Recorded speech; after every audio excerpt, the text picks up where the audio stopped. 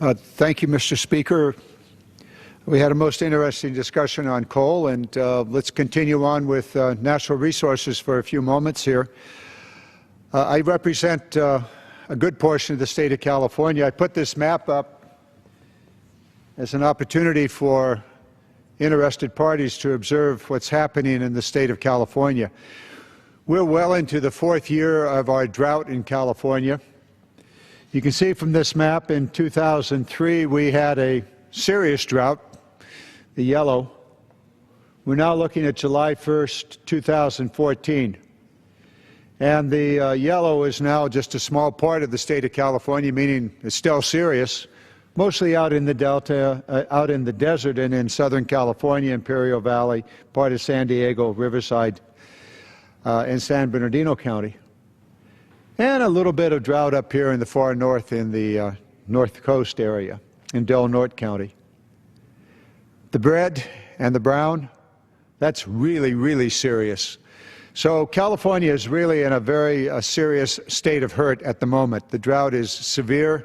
It's having enormous impact, not just in the San Joaquin Valley, but really throughout the entire state of California. 25% water reduction is mandated by the state for the entire state, and so in Southern California, Central California, Northern California, that dramatic reduction in the consumption of water is well underway. I live here in the central part, in the Delta of California, which I'll talk about at some length. 3 weeks ago, this House passed legislation to address this issue, the Valadeo bill. And what it really was all about was a relaxation of the environmental protections and thereby a mechanism to basically take what water remains in Northern California, here in the Sacramento Valley, and transport it down into the San Joaquin Valley here. It's basically the classic water grab, which we've seen so much of over the years.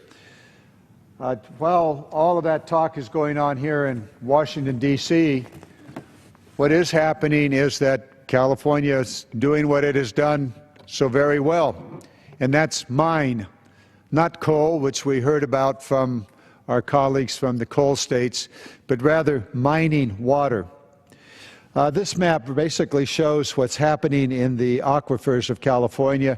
In June of 2002, you see a lot of green. The aquifers, while still depleted, were thought to be in pretty good shape. In 2008, as a result of expansion of agriculture and cities and communities throughout California, the mining of water was going on, so much so that we're now beginning to see these yellow and brown areas show up.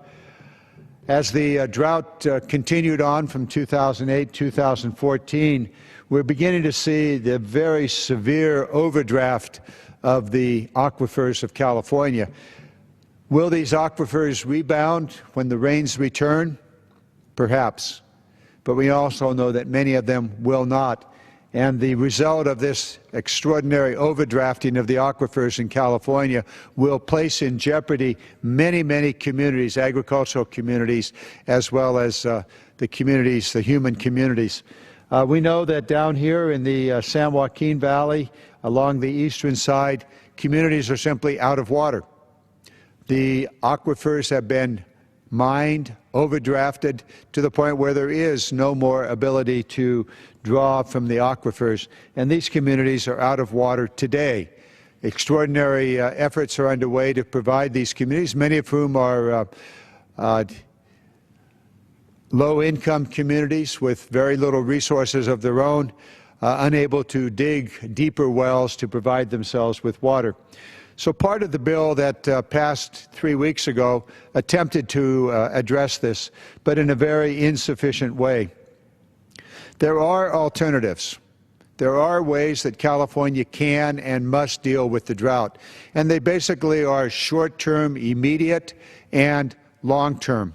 That legislation has been introduced. I draw the attention to the Huffman bill, which is a comprehensive effort to deal with California's both short-term and long-term efforts. I also draw the attention to the Napolitano bill and basically draw your attention to how it should not be done, which was the Valadeo bill. Now, action is underway in the Senate. Our Senator, Dianne Feinstein, is about to introduce legislation. We've not had a chance to see the full legislation. We do know that some of the Huffman bill is introduced into it. We know that some of the Napolitano bill is also introduced. I want to deal with those opportunities that present themselves and at the same time suggest that the Valadeo bill should not be passed. There's no need to push aside the environmental laws. There's no need to waive the California Constitution and the water rights system in the Constitution as the Valadeo bill does. It's hidden, but it's there. So what I want to really talk about is how we can address the California water needs. I call this the little sip, big gulp strategy. It's a proposal that I made some 3 years ago and continued to work on. It is a water plan for all California. It is similar to a program put out by the California administration, not the tunnels, not the California Water Fix, not the BDCP. All of those programs are simply a way to transfer water, but rather what we call a water fix, a water plan for all California. Basically, what it involves is a mechanism to provide water for the growing population of California, for the agricultural areas, the Great Central Valley, Sacramento and San Joaquin, called the Great Central Valley, for the urban regions here in the Bay Area and down in Southern California. I'll go through it very, very quickly. Let's talk about Southern California. Basically, it now takes water from Northern California, from the Colorado River, brings water into the Southern California area, where it is consumed. After being cleaned, it's consumed, it's cleaned yet again, and a great amount of that water is dumped then into the Pacific Ocean. You go, wait a minute. You mean to tell me they're taking water from Northern California, 400 or 500 miles from the Colorado River, bringing it into Southern California, cleaning it, using it once, and then dumping it in the ocean? And the answer is yes. That's exactly what's happened. So much so that what I think is probably the 5th biggest river on the west coast of the Western Hemisphere is, in fact, the sanitation plants in Southern California. And so the first option would be to recycle that water. That is very much a part of the Napolitano bill as well as the Huffman bill. Recycling. Use the water that's already there, clean it, and reuse it. This is actually happening in Orange County down here. Orange County has one of the largest recycling programs anywhere in the United States. Good for them. But that much more can be done. For maybe $1 billion, $1.5 billion, you may be able to get 500,000 acre-feet of new water that's already in Southern California. So that's the recycling, San Diego, Southern California, the great Los Angeles basin, as well as the great San Francisco area. Here in Sacramento, a major recycling program is now underway by the Sacramento Regional Sanitation District. Good for them. That water will be reused, some of it in the Sacramento area, the rest of it put back in the river as clean water, then available for the Bay, for environmental purposes in the Bay, as well as for the San Joaquin Valley, and indeed all the way to Los Angeles. So recycling is very, very much a part of the future of California. A lot of people talk about desalinization. Yes, certainly there is now a desalinization plant that is opening that will be producing a significant amount of water down here in Carlsbad in San Diego County. And there's also a recycling plant, a desalinization plant in the Santa Barbara area.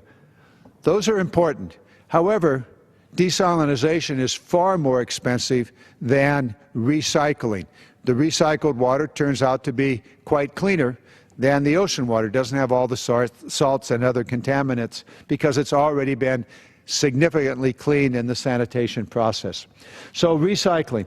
The most important and most immediate and, frankly, underway, as I said, 25% reduction in water consumption required in California now, that's called conservation.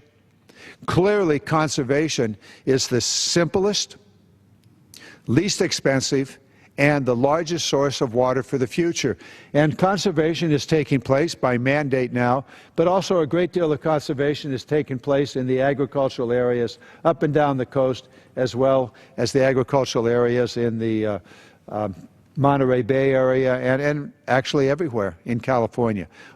As much as has been done in the years leading to this moment, more can and must be done in conservation, both urban as well as agriculture. Perhaps estimates by the state government indicate somewhere between 3 and 5 million acre-feet of water can be saved through a very robust conservation program up and down the state. Once again, this is in the Democratic legislation that has been put forth by Ms. Napolitano as well as by Mr. Huffman. Major and very, very important element in California water future is a continuation of this conservation program. So you have recycling. You could do desalinization in certain places. And thirdly, conservation, with conservation being the single biggest and the most inexpensive of all of the options. There are things that need to be done. Money needs to be made available, federal government grants, as well as state and local government, and participation by farmers and communities up and down the state. Thirdly, we need to develop more storage. And here's where the twin tunnel concept that is being pushed by Governor Brown and the administration makes no sense at all. And I want to put up a map that displays this a little better.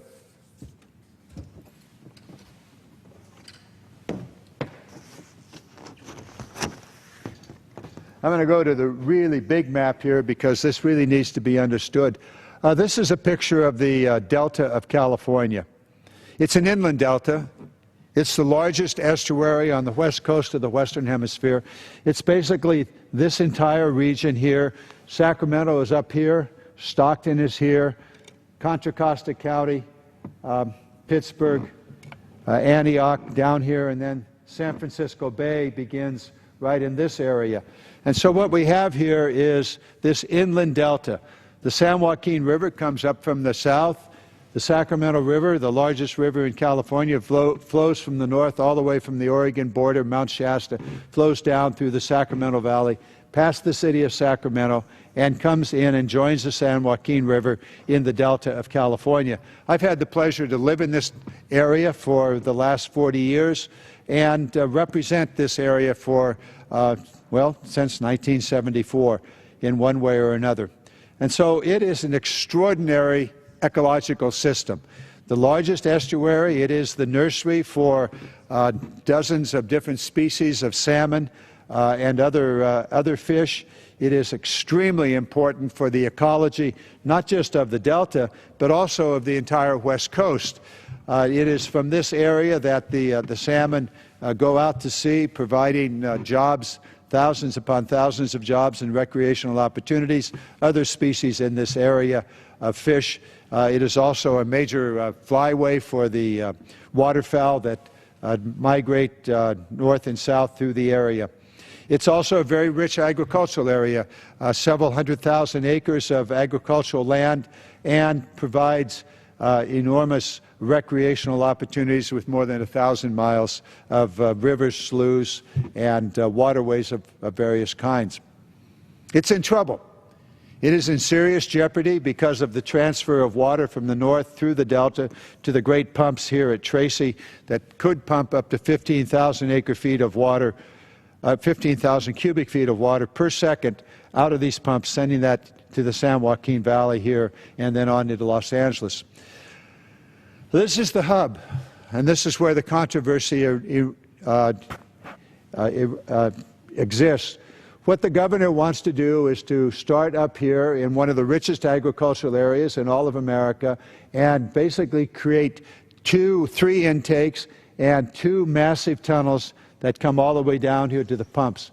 And in the process, destroying a lot of the agricultural land. And the pumps are big enough these tunnels, capable of carrying 15,000 cubic feet of water per second, and with intakes that are at 9,000, you add another intake, you can get the full 15,000. Keep in mind that the Sacramento River, flowing past Freeport, Sacramento, flows at somewhere around 15,000 cubic feet per second water into the Sacramento and into the Delta. So this system that the governor wants to build is big enough to literally drain the fresh water from the Delta, destroying this extraordinary ecological system, the largest estuary on the west coast of the Western Hemisphere. And so we say to the governor, why would you build something that has such destructive capacity? A recent report that was done on the economic benefits of this, remember it's about $15 billion to build these two tunnels and the intakes and the pumps that go with it, about $15 billion. The economic analysis that was recently published in the Sacramento Bee said, well, wait a minute. The total economic benefit of all of this is like $5 billion over the lifetime of the tunnels. That's 50 years. You're spending $15 billion in the next decade or so, and you're only going to get $5 billion of economic benefit? Doesn't make much sense. And the other thing that's so foolish about this proposal is there is no storage. There's no storage north of the Delta, there's no storage south of the Delta, there's no storage in the Delta. So where are you going to put the water? It is really nonsense. And so what we're saying is, don't waste $15 billion or $17 billion here. Don't set up a system that could destroy the ecology of the Delta and the agriculture of the Delta and put at risk the communities that rely upon the fresh water. Don't do that. There is a better option that's available, and we call that the little sip, big gulp. First of all, fix the levees. Fix the levees, the key levees that allow for the transport of water through the Delta, that protect the communities of the Delta, that protect the flow of water as well as the agriculture. Probably less than $1 billion, and you could armor these levees. You could upgrade those levees to maintain the current flow of water when necessary through the Delta to the pumps, and at the same time protect communities such as Stockton and the communities down here in the Contra Costa area. That's the first thing. That gives you about half of the water that would be needed. So where's the other half come from? The other half is what I call the little sip. I think you can see this on the map. This is the Sacramento deep water shipping channel. It actually intersects the Sacramento River way up here in Sacramento, taking water, a little bit of water, into the shipping channel and coming down here to a community called Rio Vista. About 40% of a system is already in existence.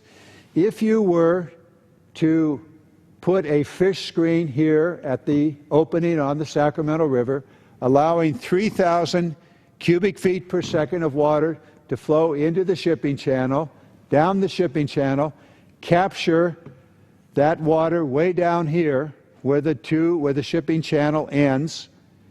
There are levees on either side of the channel. Capture the water there, and then bring the water across to Old River, which is right here. Bring that water across to Old River, and it goes then to the pumps here at Tracy. So what you have here is a mechanism which we call the little sip, a 3,000 cubic feet per second, big enough to be operated virtually every day of the year in the normal water year, not this year with the severe drought, but in the normal water year. Oh, by the way, you could not operate the big tunnels either. So this big project that the governor wants to propose could not be used this year because there simply isn't water in the river. But this little project, in most every year, both the low flow as well as the high flow in the average year, could take that 3,000 CFS every day, bringing it down to the pumps here at Tracy, delivering 2 million acre-feet of water every year. That's the little sip. And when you have the big rain flows, which we hope to have in the future, and actually did have twice this year, you could turn the big pumps on down here, and you could take the rest of the 2 million or 2.5 million acre feet, giving you the 4.5 million acre feet that is desired to flow south to Southern California and to the San Joaquin Valley. Little sip, big gulp.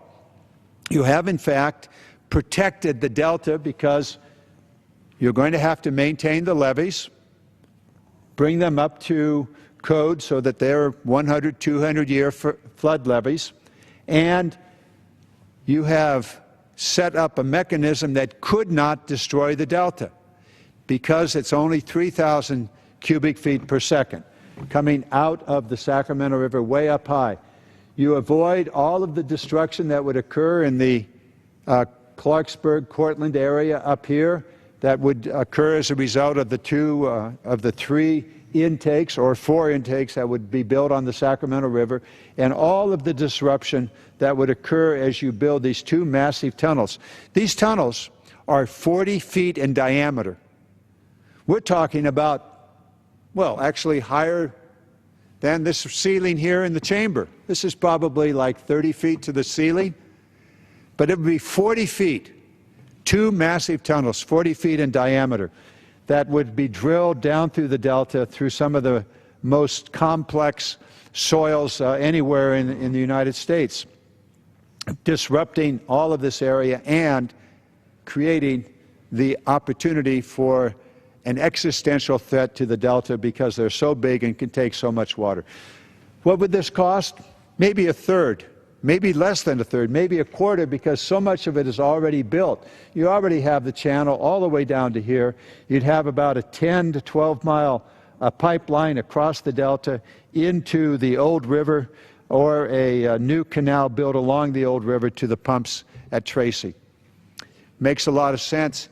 The rest of the money, perhaps another $10 million or $12 million, $1 billion that would be otherwise spent on the massive twin tunnels, could then be used for storage systems south of the delta. Let me put this down for a second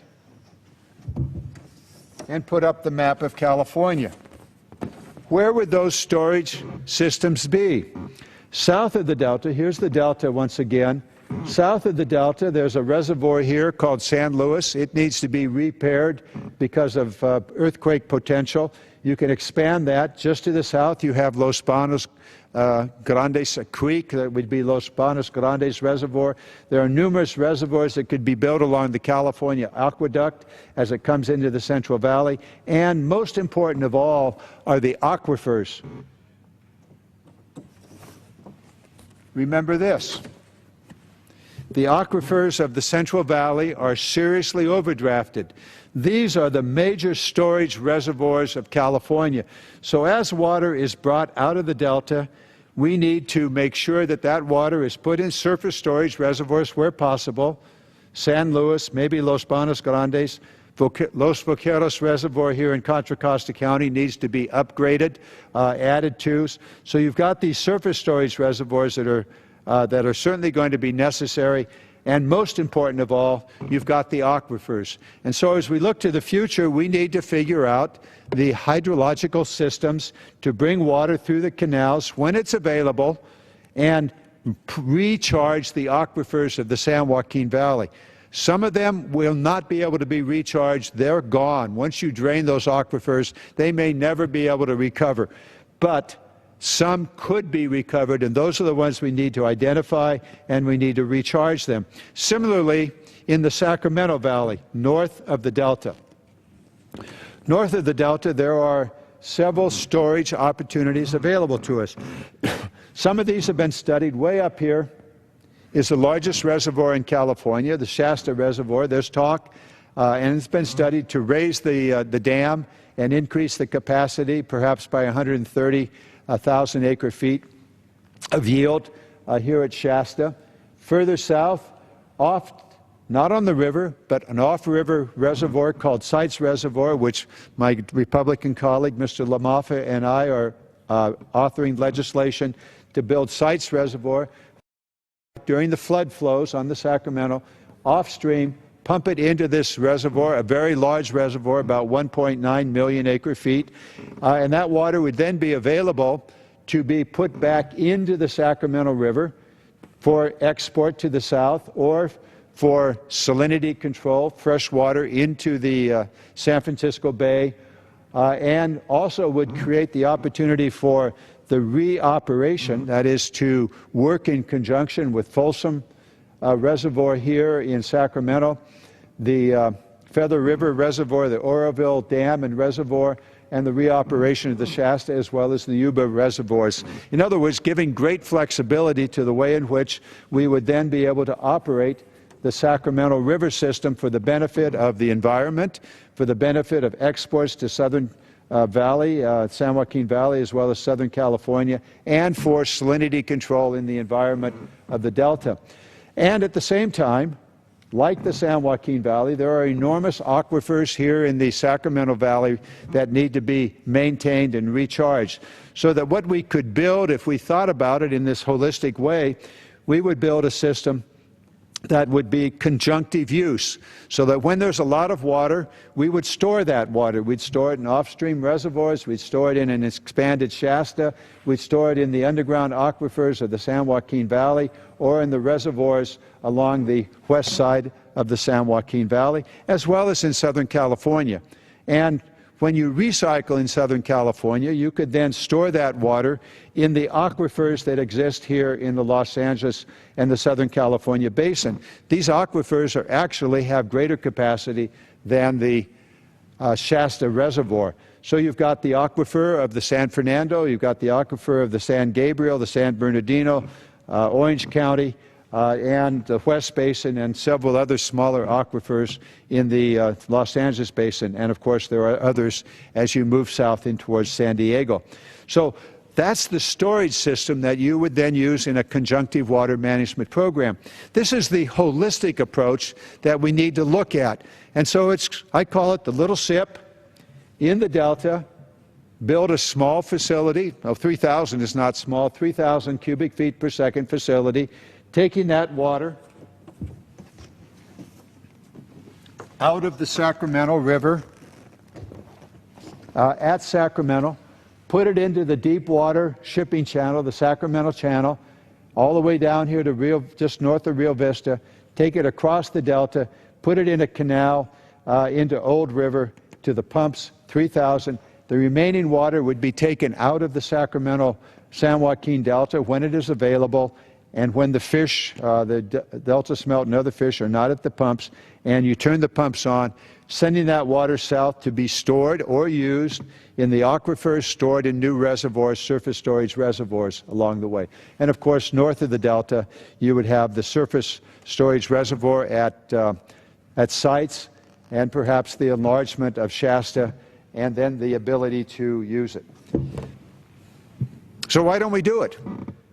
For the $15 billion that the governor wants to spend on digging 2 tunnels that do not create 1 gallon of new water, but do create an existential threat to the largest estuary on the west coast of the Western Hemisphere, don't waste your money. Don't spend $15 billion on a $5 billion benefit, and that's over 50 years. Why would you ever make that investment when you can do something that creates water, really creates perhaps as much as 5 million acre-feet of new water for California's future? Water that would be available from recycling and storage in Southern California aquifers, available from storage north of the Delta, the replenishment of the aquifers in the Great Central Valley of California, and the creation of new storage surface reservoirs along the way. And most important, conservation. You have to conserve. It's mandated now, and it's part of our future. This is a water plan for all California. These ideas are not new. I didn't dream them up, although I put them together. And interestingly enough, 3.5 years ago when I made this first proposal, about a year later, the governor's Department of Water Resources put forth a paper, called it a Water Action Plan for California, and it's exactly the same, without without the tunnels. Their water action plan didn't speak to the tunnels. It did speak to storage north of the Delta, did speak to conservation, did speak to the aquifers, did speak to desalinization and recycling, all of those things that have been in the water plan for California for about 30 years. This is not new. I've been involved in these issues since the 1970s, and I know that if we were to back away from the twin tunnel proposal, which is so destructive of the Delta, and went to the little sip, big gulp strategy, using all of the various mechanisms available to California, we could create maybe 5 million acre-feet of new water. We could address the future drought that California will have again someday in the future. Now, what about today's drought? And I want to deal with that. The people of California last November passed a $7 billion water bond. That water bond allows for conservation, replenishment of the aquifers, surface storage, perhaps Sites Reservoir, yet to be determined, and recycling, replenishment of the aquifers, and most important for now, today, money for those communities that are out of water, that have no water at all, for them to drill their wells deeper or to bring in surface water from nearby rivers or communities that may be available.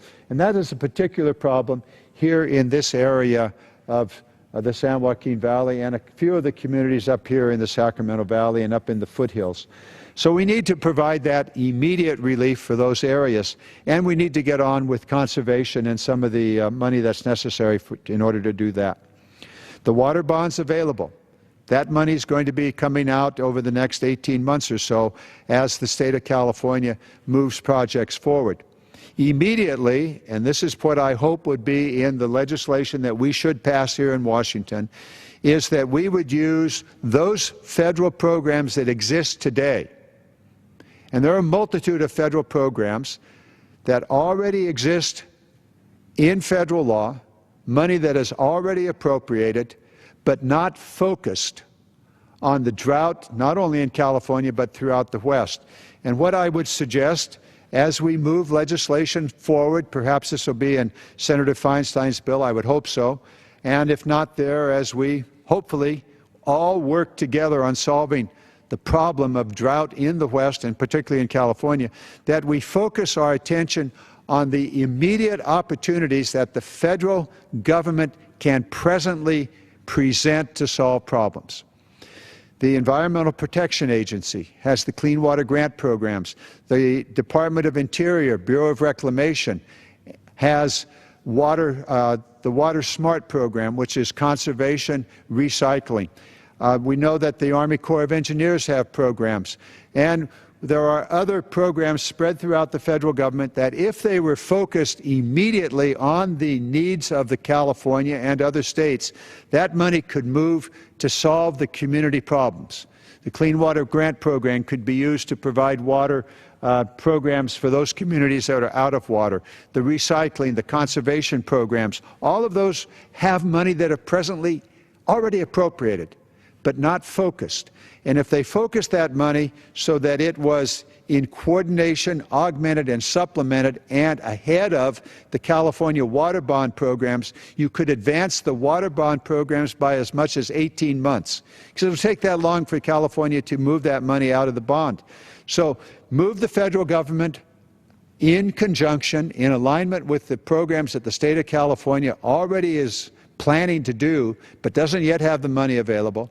Put the federal money there, do the planning, the engineering, the environmental reviews if necessary, and you advance so that today's drought can be dealt with. Now that's beginning to make sense. I think we can do this. We need to push aside all of the fighting we've had over these many, many years, and don't take water from somebody, but work on programs to expand the water potential for all California.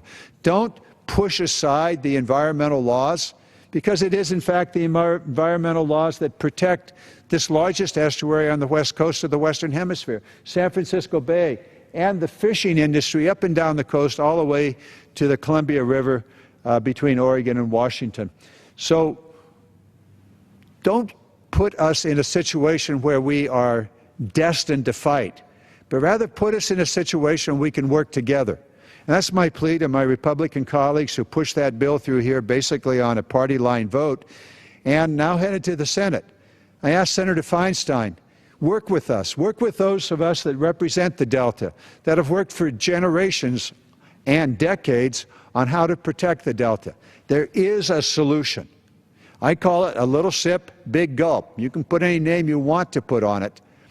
In fact, the Natural Resources Defense Fund came up with a similar program that they called a portfolio approach: conservation, recycling, desalinization, aquifer, storage systems, both large and small, surface and aquifer.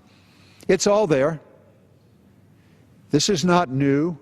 This is working together to solve a major challenge to the largest economy in the United States, the 7th largest economy in the world, the largest population, 35 million people. This is a challenge, but this is a challenge that we can do. So my plea to anybody that cares to work on water is work with us. There are ways we can solve and mitigate the current drought and solve the problem for the future drought. It's there.